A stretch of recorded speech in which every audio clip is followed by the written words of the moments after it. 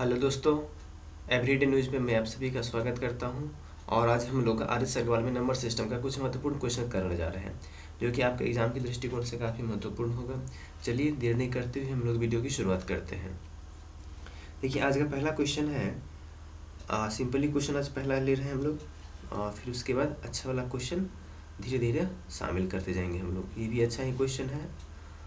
देखिए, पहला क्वेश्चन है कि 987 इंटू 999, 999 से इसको मल्टीप्लाई करेंगे तब कितना आएगा। देखिए, इसको बनाने का आसान तरीका होता है, वैसे बेसिक तरीका आप लोग बचपन में सीखे होंगे। अगर उस तरीका से बनाते हैं तो बहुत बड़ा बनेगा। इसके लिए शॉर्टकट हम लोग क्या अपनाते हैं कि 987 को हमें 999 से गुना करना है। तो 999 से जब भी गुना करना रहेगा तो इस पर 000 बैठाएंगे, यानी जितना 9 से गुना करना है उतना 0 बैठा देंगे, और उसमें से फिर उस नंबर को घटा देंगे। 987 को यहाँ से घटा देंगे, 987 ये घट जाएगा। तो यहाँ पे लिख लेते हैं 987। तो उम्मीद है कि आप इसको समझे होंगे, और आप यहाँ तो घटा ही सकते हैं, आराम से घटा सकते हैं 987 को। देखिए, घटाने पे कितना आ जाएगा, 10 में 7 जाएगा तो 3, और 9 में से 8 जाएगा तो 1, और 9 में से 9 जाएगा तो 0, ये हो गया 6, और ये हो गया 8, और ये हो गया 9, 9860, और ये क्या था, 7 था, और 10 में 7 गया 3, 9 में से 8 गया 1, तो यहाँ पे ना 1 लिखा हुआ है ये, तो ये बीच में आपका 1 है, तो ये हो जाएगा आपका आंसर। तो उम्मीद कर सकता हूँ कि आप इस टाइप के क्वेश्चन को समझे होंगे। चलिए, एक और क्वेश्चन मैं आपको देता हूँ इसी पर लेकर के, आप उसको जो है सॉल्व करके मुझे दिखाइए। ये क्वेश्चन है कि 925 इंटू 999 इतना बराबर क्या होगा। देखिए, जब भी इसको इस तरह से बनाना रहेगा तो 925 को कितना 9 से गुना करना है, 3 ठो 9 से, इस पर 3 ठो 0 हम लोग बैठा देंगे, और इसमें से 925 को सब्सट्रैक्ट कर देंगे। तो आप यहाँ तो सब्सट्रैक्ट आसानी से कर सकते हैं। 10 में से 5 जाएगा तो 5 आएगा, 9 में से 2 जाएगा तो 7 आएगा, 9 में से 9 जाएगा तो 0 आएगा, अभी हो गया 4, और फिर ये हो गया 2, और ये हो गया 9। तो 924075 ये आपका आंसर हो जाएगा। तो उम्मीद है आप इस टाइप का क्वेश्चन को समझ गए होंगे। तो चलिए, अब हम लोग आगे बढ़ते हैं, आर.एस. अग्रवाल का कुछ और महत्वपूर्ण क्वेश्चन को हम लोग इसमें शामिल कर लेते हैं। चलिए आगे की ओर बढ़ते हैं हम लोग। हाँ, थोड़ा सा इसको इरेज कर लेते हैं ताकि आगे सॉल्व करने में हमें दिक्कत नहीं हो। तो चलिए इसको थोड़ा सा मिटाते हैं हम लोग। आप इस क्वेश्चन को नोट कर लिए होंगे। अब देखिए, अभी अगला क्वेश्चन जो है ये काफ़ी महत्वपूर्ण क्वेश्चन होगा, जो कि एग्ज़ाम में कई बार आ चुका है। तो आप इस क्वेश्चन को बड़े ध्यान से समझने का प्रयास करिएगा। अगर आप इधर उधर कीजिएगा तो आपको फिर समझ में नहीं आएगी ये। तो चलिए हम लोग इस क्वेश्चन को देखते हैं कि क्वेश्चन क्या है। सर देखिए, क्वेश्चन लिखा है कि 4 का पावर, थोड़ा सा इंक डाल लेता हूँ मैं। क्वेश्चन था, क्वेश्चन 4 का पावर a बराबर 5, और फिर कॉमा दे करके है आगे, कॉमा 5 का पावर b बराबर 6, कॉमा 6 का पावर c बराबर 7, कॉमा, और फिर उसके बाद जो है 7 का पावर c बराबर 8, कॉमा 4 का पावर a बराबर 5, 5 का पावर b बराबर 6, 6 का पावर c बराबर 7, और 7 के पावर यहाँ पे ये d हो जाएगी, यहाँ पे c नहीं है, तो 7 के पावर d बराबर 8। तो पूछ रहा है कि a गुने b गुने c गुने d बराबर क्या हो जाएगा। देखिए, काफ़ी महत्वपूर्ण क्वेश्चन है ये। अगर आप इस क्वेश्चन को पहली बार कर रहे हैं तो आपको हो सकता है इसको परेशानी हो करने में, लेकिन अगर आप पहले से इस टाइप के क्वेश्चन को देखे हैं तो आपको कोई परेशानी नहीं होगी। देखिए, जब भी आपको इस टाइप का क्वेश्चन मिले कि इसको लास्ट से हम लोग सॉल्व करते हैं, स्टार्टिंग से नहीं करेंगे, इस क्वेश्चन को लास्ट से हम लोग सॉल्व करते हैं। अब देखिए, यहाँ पे हम लोग लिख सकते हैं क्या, 7 का पावर d बराबर 8 लिखा है, 7 के पावर डी बराबर 8 है, तो 8 बराबर भी लिख सकते हैं 7 के पावर डी। तो यहाँ पे हम लोग लिख लेते हैं 8 बराबर 7 का पावर डी। अब देखिए 7 बराबर क्या लिखा है 6 का पावर सी, जहाँ पे 7 है उसके बदला में हम लोग लिख सकते हैं 6 के पावर डी। सिर्फ 7 के बदला में, मैं सिर्फ 7 की बात कर रहा हूँ। तो जहाँ पे 7 है इसके बदला में लिख सकते हैं क्या, 7 के बदला में हम लोग लिख सकते हैं, यहाँ पे 7 है उसके बदला में लिख सकते हैं क्या 6 का पावर सी, 6 का पावर सी और पहले से ही इसका पावर डी है, तो हो जाएगा 6 का पावर सी और डी। अब देखिए अब जहाँ पे 6 है तो 6 बराबर यहाँ पे क्या लिखा 5 का पावर बी, तो जहाँ पे 6 लिखा है उसके बदला हम लोग लिख सकते हैं क्या, 6 के बदला में लिख सकते हैं 5 के पावर बी। तो यहाँ पे लिख देते हैं हम लोग 5 का पावर बी और ये हो जाएगा इस पहले में सी और डी है, तो हो जाएगा 5 का पावर बी सी और डी। अब देखिए अब यहाँ पे 5 बराबर क्या लिखा है 4 का पावर ए, तो जहाँ पे 5 लिखा है उसके बदला हम लोग लिख सकते हैं क्या, उसके बदला हम लिख सकते हैं 4 का पावर ए, तो ये हो जाएगा बराबर में 4 का पावर ए और फिर यहाँ पे बी सी और डी। ये क्या लिखा जाएगा यहाँ पे बी सी और डी, तो थोड़ा सा डी यहाँ पे अच्छा से लिख देते हैं, ये हो जाएगा बी सी और डी, यानी ये पूरा बन जाएगा आपका 4 का पावर ए बी सी और डी। अब देखिए बराबर में यहाँ से 8 आते गए, यानी 8 जो है इसके साथ कुछ नहीं किया, इसका मतलब ये सब के बराबर में आते गया है। तो फिर यहाँ पे हम लोग लिख सकते हैं, थोड़ा सा यहाँ पे जगह बना लेते हैं, यहाँ पे जगह बना लेते हैं थोड़ा सा, और यहाँ पे हम लोग लिख सकते हैं क्या लिखे यहाँ पे लिख सकते हैं कि 8 बराबर 4 का power A B C D. अब देखिए यहाँ पे बेस दोनों का सेम करना है, तो 8 को लिख सकते हैं 2 का पावर 3 और 4 को लिख सकते हैं 2 का पावर 2 ए बी सी और डी। अब देखिए दोनों का बेस सेम है, जब दोनों का बेस सेम है तो बेस इसका कट जाएगा, यानी कि ये 2 से जो है ये दो जो है ये कट जाएगा, तो यहाँ पे बचेगा क्या 3 बराबर, यहाँ पे बचेगा थोड़ा सा अच्छा से लिख लेता हूँ, यहाँ पे बचेगा आपका 3 बराबर 2 ए बी सी और डी। ठीक है, तो यहाँ से ए बी सी डी बराबर क्या होगा 3/2 यानी 1.5, ये 1.5। तो आपको ये क्वेश्चन समझ में आया होगा, उम्मीद कर सकते हैं कि आप इस क्वेश्चन को अच्छे से समझ गए होंगे। तो चलिए हम लोग अब आगे बढ़ते हैं, आप इसको थोड़ा सा पहले नोट कर लीजिए। आपको एक बार और मैं बता दूं कि इस तरह से सब 4 का पावर ए बराबर 5 है, 5 का पावर बी बराबर 6 है, 6 का पावर सी बराबर 7 है और 7 का पावर डी बराबर 8 है। तो पूछ रहा था ए बी सी डी का वैल्यू क्या होगा, तो इस क्वेश्चन को हम लोग लास्ट से सॉल्व करते हैं। 8 बराबर 7 का पावर डी है, देखिए 7 बराबर क्या लिखा 6 का पावर सी, जहाँ पे 7 लिखा था वहाँ पे 6 का पावर सी लिखे, तो लिखो बोल के 6 का पावर सी डी। अब जहाँ पे 6 था वहाँ पे उसके बराबर में क्या लिखा 5 का पावर बी, तो 6 के बदले हम लिखे 5 का पावर बी, तो ये हो गया 5 का पावर बी सी डी। अब 5 बराबर क्या था 4 का पावर ए, तो जहाँ पे 5 है उसके बदले हम लिखे 4 का पावर ए, इसको फिर सॉल्व किया 4 का power A B C D. यहाँ पे बेस सेम किए दोनों का, ये 8 को लिख सकते 2 का पावर 3 और 4 को लिख सकते 2 का पावर 2 और ए बी सी डी इसके पावर में था तो 2 ए बी सी डी हो गया, तो 2 से 2 कट गया, तो यहाँ पे 3 बराबर 2 ए बी सी डी, तो ए बी सी डी बराबर हो जाएगा 3/2 यानी 1.5, ये आपका आंसर हो जाएगा। तो उम्मीद है आप इस क्वेश्चन को समझे होंगे। चलिए अगले क्वेश्चन की तरफ हम लोग बढ़ते हैं। चलिए अगला क्वेश्चन देखते हैं हम लोग। अगला क्वेश्चन हमारा है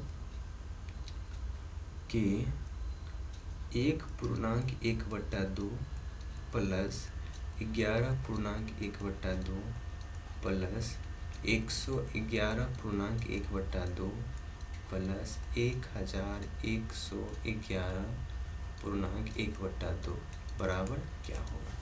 देखिए आप इस क्वेश्चन को अगर बेसिक तरीका से अगर करने लगते हैं, यानी पूर्णांक तोड़ तोड़ के अगर करिएगा तो ये काफ़ी लंबा बनेगा, इसलिए आपको इसमें बहुत परेशानी होगी करने में। आपको मैं एक सिंपल तरीका बता रहा हूँ इस क्वेश्चन को करने का। देखिए क्या है 1/2 1/2 1/2 1/2 कितना बार लिखा है 4 बार लिखा है। यहाँ पे हम लोग लिख सकते हैं कि 4 गुने 1/2 प्लस, अब 1/2 को बाहर कर लें, 4 बार था तो अब प्लस में, अब बचेगा क्या, तो अंदर में आपका बचेगा यहाँ पे कितना 1 प्लस उसके बाद 11 प्लस 111 प्लस 111 यहाँ पे उसके बाद 1111 ये बचेगा आपका। अब ये हो जाएगा 4 गुने 1/2 यानी 2 हो जाएगा, और ये हो जाएगा, ये देखिए 1111 और 111, ये हो जाएगा 1222, 22 और 11 33 और 1 34, यानी हो जाएगा 1234, अब प्लस 2 तो कितना हो जाएगा, ये 1236। तो उम्मीद है आपको ये क्वेश्चन समझ में आ गया होगा। तो अगर आपको नहीं आया तो इस वीडियो को फिर से आप दोबारा से शुरू करके देखिए, आपको समझ में आ जाएगा। तो चलिए अगला क्वेश्चन की तरफ हम लोग अब बढ़ रहे हैं।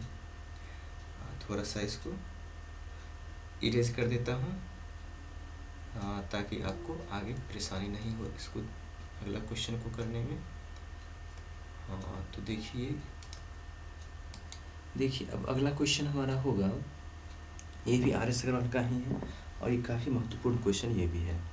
देखिए ये क्वेश्चन आपका है, थोड़ा सा इनके इसमें डाल लेता हूँ। ये क्वेश्चन आपका है कि 1 - 1/2 का स्क्वायर इंटू 1 - 1/3 का स्क्वायर इंटू, फिर ये है आपका 1 - 1/4 का स्क्वायर, और ऐसे करके डैश करके गया है। ये है 1 - 1/19 का स्क्वायर, फिर आगे गया है इसी तरह से ये, और यहाँ पे लिखा है ये 1 - 1/20 का स्क्वायर बराबर क्या होगा। देखिए ये काफ़ी महत्वपूर्ण क्वेश्चन है। इसको पहले हम लोग ब्रैकेट के अंदर में जो है उसको a² - b², यानी ये फार्मूला अभी आपको पढ़ाए होंगे, इससे पहले वाला वीडियो नहीं देखे हैं तो आप उसको देख लीजिए। a² - b² ये होगा a - b into a plus b। इस फार्मूला पे क्वेश्चन सॉल्व होगा। अगर आपको फार्मूला नहीं पता है तो आप इस पहले वाले वीडियो को देखिए, आपको अच्छे से समझ में आ जाएगा। इस फार्मूला पे बहुत सारे क्वेश्चन सॉल्व करके वहाँ पे बताएं। तो यहाँ पे लिख देखिए, यहाँ पे अगर घटाएंगे तो यहाँ पे घटाने पे क्या लिखा जाएगा, ये घटाने पे लिखा जाएगा से a² - b²। एक बार घटाएंगे और एक बार जोड़ेंगे।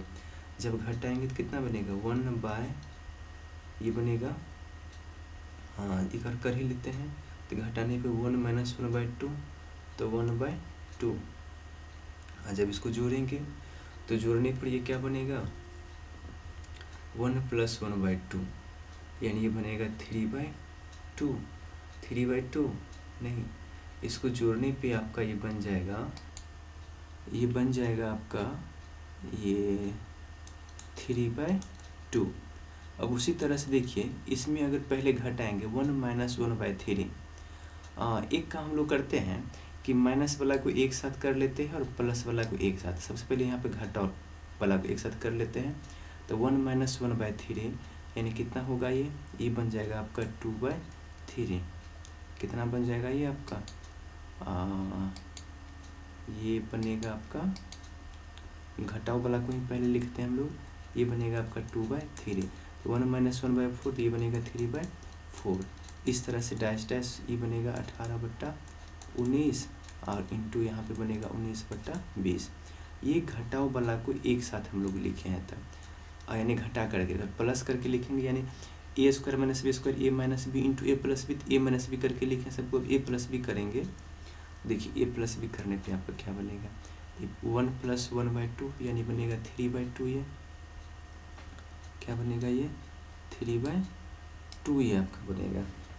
तो यहाँ पे नोट कर लेते हैं 3/2 इंटू ये बनेगा 1 + 1/3 यानी 4/3, यहाँ पे बनेगा 5/4, और इस तरह से डैश बनेगा 20/19 और गुने 21/20। ये प्लस करने पे इतना आएगा ये सब, और माइनस करने पे इतना आएगा।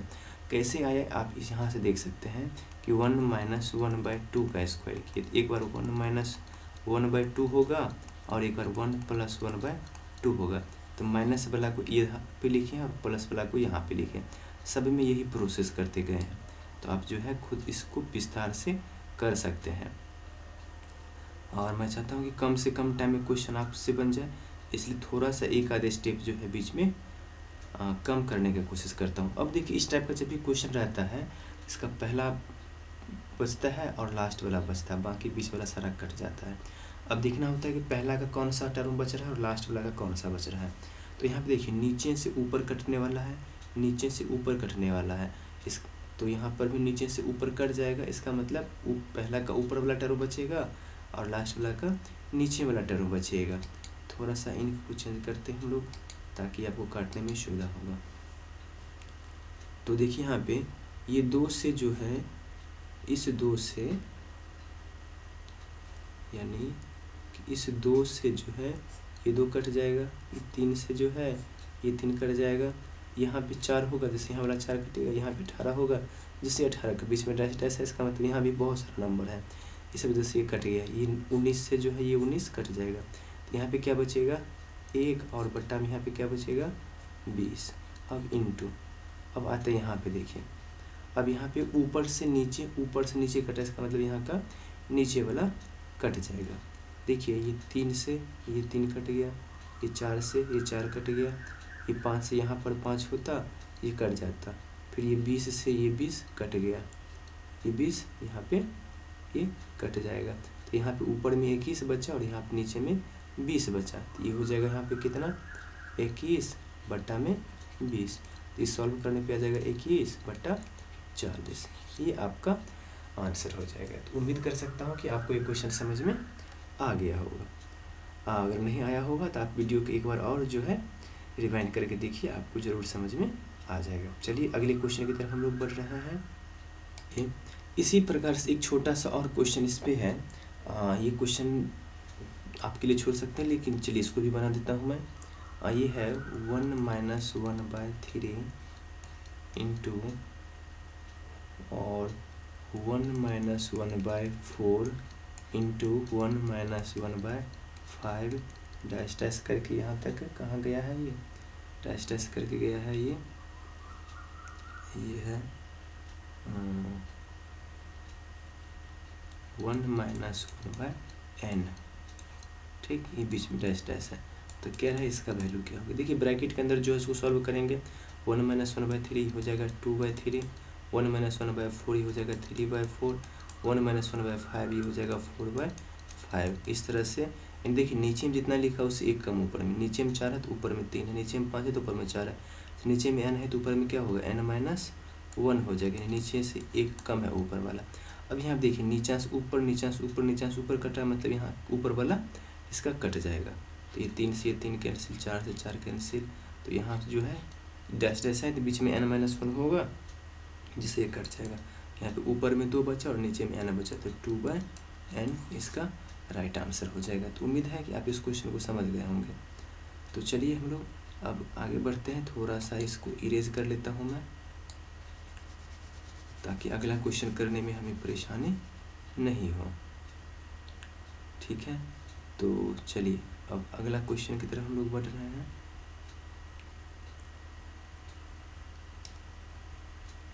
थोड़ा सा इसको भी इरेज कर लेता हूँ।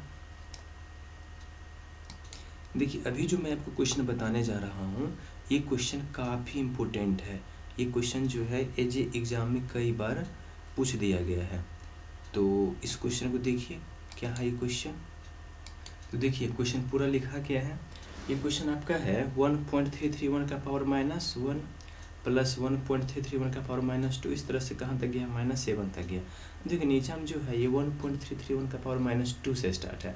अगर पावर ऊपर और नीचे अगर सेम रहता तो आसानी से कट जाता, तो सेम नहीं है। सेम करने के लिए क्या करेंगे, तो 1.331 से ऊपर भी गुना करेंगे और नीचे भी गुना करेंगे, दोनों तरफ जो है हम लोग 1.331 से गुना करेंगे। तो ऊपर हमें सिर्फ यहाँ पे लिख लेना है कि ऊपर क्या लिखाएगा सो। तो देखिए यहाँ पे हम लोग लिखते हैं, तो ये हो जाएगा 1.331 इंटू में लिख देते हैं, और बाकी जो लिखा हुआ है आपका है ये रहेगा 1.331 का पावर -1। ठीक है, यहाँ पे पावर जो है आपका -1 है तो -1 करेंगे, प्लस 1.331 का पावर में -2 करेंगे, थोड़ा सा एक ब्रैकेट लिख देते हैं, और फिर यहाँ पर जो है प्लस में डैश डैश प्लस, और फिर यहाँ पर जो है ये 1.331 का पावर जो है -7 आ जाएगा। ठीक है, अब देखिए नीचे वाला में, ऊपर वाला में पावर जो था ये 1 से ही स्टार्ट था, यानी -1 से ही स्टार्ट था, लेकिन नीचे वाला में पावर -1 से स्टार्ट नहीं है, तो हम लोग क्या करेंगे, नीचे वाला नहीं स्टार्ट, नीचे वाला मल्टीप्लाई कर देंगे। देखिए 1.331 को जब यहाँ पे इससे गुना करेंगे, 1.331 के पावर -2 से गुना करेंगे तो यहाँ से पावर 1 कम हो जाएगा। आप लोग को पता होगा बेस सेम रहता है तो गुना में पावर जुड़ जाता है, तो 1 और -2 एक जुट करके क्या होगा, -1 होगा, ये हो जाएगा 1. ये आपका हो जाएगा,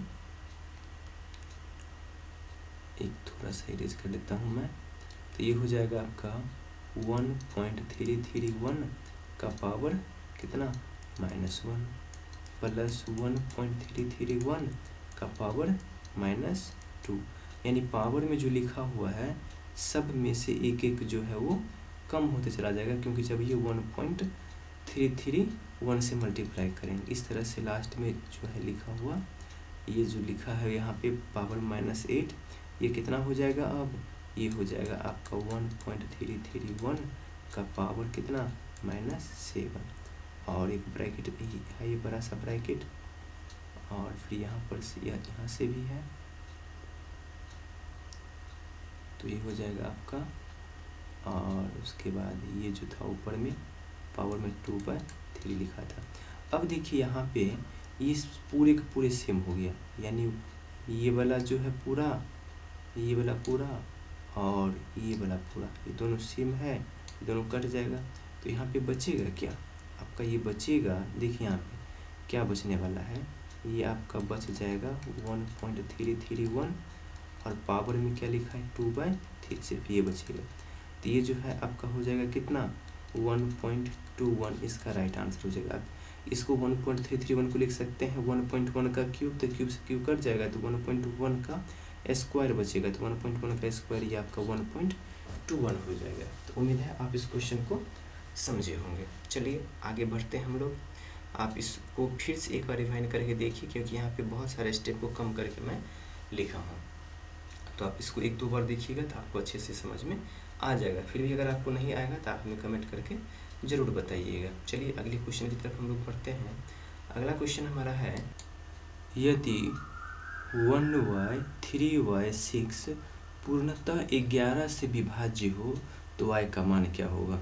तो विभाज्यता के नियम में मैंने आपको इससे पहले वाले वीडियो में 11 से विभाज्यता का क्या नियम है उस पर बताया था। तो चलिए यहाँ पे हम लोग विभाज्यता के नियम के अनुसार से इस क्वेश्चन को सॉल्व करते हैं कि इस क्वेश्चन को कैसे सॉल्व किया जा सकता है। देखिए लिखा है क्वेश्चन, ये लिखा है 1y 3y 6, 11 का विभाज्यता का नियम कहता है कि अल्टरनेट डिजिट का सम लिखना है हमें। अल्टरनेट डिजिट ये हो जाएगा, यानी ऑड पैलेस वाला का, तो ऑड पैलेस पे आपका हो जाएगा क्या 1 + 3 + 6 यानी कि 10 हो जाएगा।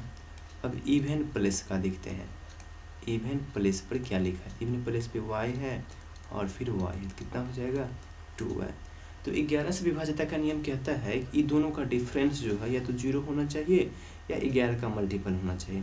तो सबसे पहले हम लोग ये दोनों का डिफरेंस को 0 करते हैं, तो 2y - 10 = 0, तो 2y = 10 होगा, तो यहाँ से y = कितना हो जाएगा, y का वैल्यू कितना हो जाएगा, यहाँ से y का वैल्यू 5 हो जाएगा। तो ये आपका आंसर हो गया। बस इतने सिंपल से क्वेश्चन था। क्या 1y 3y 6 अगर 11 से विभाज्य है तो y का मान क्या होगा, तो 11 का विभाज्यता का नियम जो पढ़े थे उसको यहाँ पे अप्लाई कर दिए, तो ये क्वेश्चन आपका सॉल्व हो गया। चलिए अब आगे बढ़ते हैं हम लोग अगले क्वेश्चन की तरफ।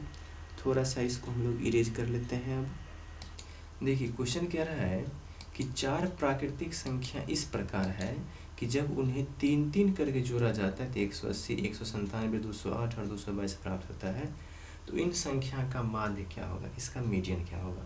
तो 4 संख्या क्या है, इसको हम लोग क्या मान सकते हैं, मान लेते हैं कि A B C और D ये 4 संख्या आपके पास है। जब इसको 3-3 करके जोड़ेंगे देखिए क्या सब आएगा, A + B + C आपको आ जाएगा 180। उसी तरीक़ा से B + C + D ये आपका आ जाएगा 197। उसके बाद C + D + A ये हो जाएगा आपका 208। और उसके बाद D + A + B ये हो जाएगा आपका 222। यानी अगर 4 संख्या में 3 संख्या करके अगर जोड़ेंगे तो ये सब इतना इतना आ जाएगा। अब देखिए यहाँ पे यहाँ पे एक बार, यहाँ पे एक बार, यहाँ पे एक बार, 3 बार A है, B यहाँ पे भी है, यहाँ पे भी है, यहाँ पर भी है, यानी सब जो है 3-3 बार आएगा। तो इस यहाँ पे अगर सबको हम लोग जोड़ लेते हैं, अगर चारों इक्वेशन को एक साथ जोड़ते हैं तो सब 3-3 बार आएगा। 3 × A + B + C + D। और देखिए यहाँ पे 180, 197, 208 और 222 अगर इस सब को एक साथ अगर हम लोग जोड़ते हैं, ये जोड़ने पे कितना आ जाएगा, ये आ जाएगा आपका 807। कितना आ जाएगा, 807। यानी ये हो जाएगा A + B + C + D बराबर कितना हो जाएगा, ये हो जाएगा 807 और बटा में 3। तो अब इसका हमें क्या चाहिए, इसका माध्य चाहिए। तो माध्य निकालने के लिए क्या करेंगे, तो A + B + C + D और माध्य चाहिए तो इसको बटा में 4 करेंगे तो इसको वैल्यू कितना आ जाएगा, 807 को 3 से डिवाइड अगर करते हैं हम लोग तो आ जाएगा 269। ये हो जाएगा 269 और इसका माध्य चाहिए तो बट्टा में क्या कर देंगे, इसके बट्टा में हम लोग 4 लिख देंगे। तो अब इसको जब सॉल्व करेंगे तो सॉल्व करने पे आपका आ जाएगा 67 होल 1/4। तो ये आपका जो है राइट आंसर हो जाएगा। तो उम्मीद है आपको ये क्वेश्चन समझ में आया होगा। चलिए हम लोग आगे बढ़ते हैं अगले क्वेश्चन की तरफ। देखिए क्वेश्चन कह रहा है कि 3 अंकों वाली एक संख्या 4A3 है। कितना है, 4A3 है। को 3 अंकों वाली दूसरी संख्या 984 जोड़ने पर 4 अंकों वाली संख्या 13B7 प्राप्त होती है जो 11 से विभाज्य है। तो कह रहा 3A + 4B बराबर क्या होगा। देखिए कैसे लिखा है, क्वेश्चन कह रहा था कि 3 अंकों वाली संख्या क्या है, ये है 4A3। इसमें जोड़ते हैं कितना को, 984 को, तो क्या प्राप्त होता है 13B7। अब क्या 13B7 जो है ये 11 से विभाज्य है। तो कह रहा है कि 3A + 4B क्या होगा। सबसे पहले हम लोग A और B का वैल्यू निकालना पड़ेगा। अब देखिए अगर 13B7 अगर 11 से विभाज्य है, अगर ये 11 से विभाज्य है तो 11 से विभाज्य का नियम क्या है, अल्टरनेट डिजिट को हम लोग देखेंगे, अल्टरनेट डिजिट का सम करेंगे और उसका अंदर या तो 0 होना चाहिए 11 का मल्टीपल। तो पहले हम लोग 0 देखते हैं तो 7 + 3 कितना 10 आया और यहाँ पे B + 1 आया। ये दोनों का अंदर कितना होना चाहिए 0। 10 - B + 1 बराबर 0 करेंगे तो 10 - B - 1 बराबर 0। तो ये हो जाएगा कितना 9 - B बराबर 0, यानी B का वैल्यू कितना आ जाएगा 9 आ जाएगा। तो यहाँ पे B के स्थान पे हम लोग क्या पुट करेंगे 9 पुट करेंगे। तो ये आपका क्या लिखा जाएगा 4A3 + 984 बराबर 1397। यहाँ जो है ये आपका A लिखा हुआ है, तो ये जो है 4 ये A है। 4A3 + 984 बराबर 13B, हाँ 1397 है। तो ये हो जाएगा 4A3 बराबर 1397 में से 984 घटाएंगे तो ये आपका कितना आ जाएगा 7 में से 4 जाएगा तो ये आपका 3 बचेगा और 9 में से 8 जाएगा तो 1 बचेगा, 13 में से जाएगा तो 4 बचेगा। अब अगर कंपेरिजन करेंगे 4 के साथ 4 का होगा, यहाँ पे A है तो यहाँ पे 1 है, यहाँ पे 3 है तो 3, यानी यहाँ से A का वैल्यू कितना आ जाएगा 1 आ जाएगा। A का वैल्यू 1 और यहाँ पे B का वैल्यू 9। तो आपसे पूछ क्या रहा था, आपसे जो पूछ रहा था उसमें अगर हम लोग अगर पुट करते हैं तो कितना हो जाएगा 3 गुने कितना 1 + 4 गुने 9, तो ये हो जाएगा 9 × 4 = 36 और 3 = 39। ये आपका राइट आंसर हो जाएगा। तो उम्मीद है आप इस क्वेश्चन को समझे होंगे। चलिए आज की वीडियो में इतना ही, वीडियो काफ़ी लंबा हो रहा है। अगर आपको लगता है कि आर एस अग्रवाल का कुछ और क्वेश्चन जो महत्वपूर्ण था वो छूट गया है और आपको अगर इसमें कोई और दिक्कत है आर एस अग्रवाल वाला में, तो आप हमें कमेंट करके ज़रूर बताइएगा। दूसरा वीडियो भी मैं इसका जल्द लेकर के आऊँगा। तो चलिए इसमें इतना ही। अगर आपको वीडियो अच्छी लगे तो आप इसे लाइक, सब्सक्राइब और शेयर जरूर कर दीजिएगा। जय हिंद, जय भारत।